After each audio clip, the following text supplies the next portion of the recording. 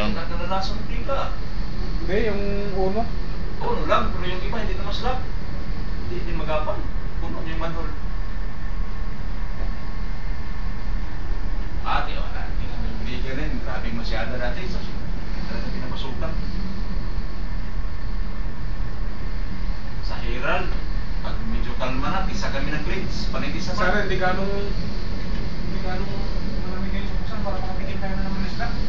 Hindi ganong malamig sa pusa na yun. Kaso ngayon wala kang kurahe eh. Kaso na wala nang Saka kabisado na yung ano roon. Kabisado na yung palengke. Nakabili na tayo kamatis doon. Sa bagay, marami naman tayo ano. Dati siya po, ayaw umigay.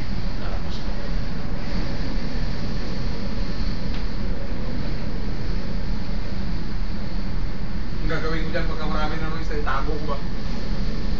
Kilawin pag nabigasyon ba? So, matapot mo na ako kapag gawin. Hindi mo ba nung skate? No.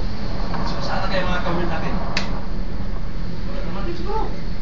Hindi ako, sino na kami? Wala nag-dictate yata nung dati. Pwede rin pabili sa recreation sa anong kung hindi, kung magbago pa.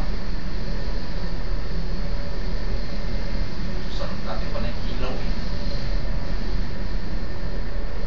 Nakakatapat din kasi eh. Pag ligpit-ligpit yung mga tingnan mo, takal natin din bago nakabalik.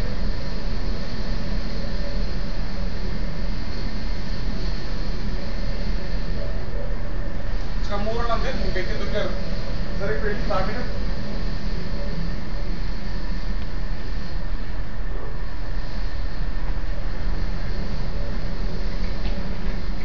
Wala na, hindi na lumabas ang video na yan. Talaga nakaabang na yan.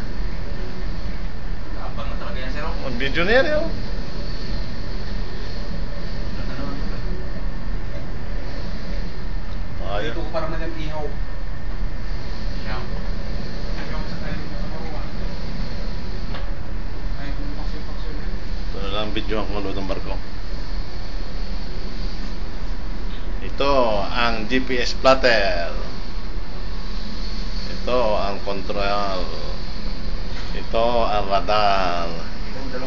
Ito ang kasama kong mga gandang lalaki, masamang tingnan ko minsan. Okay, yan. Ito, yan, si Tano.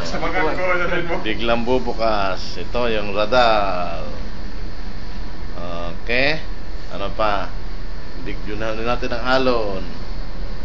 Dahil souvenir from the bottom of the sky. Okay, yun ang alon, nasan pa talaga.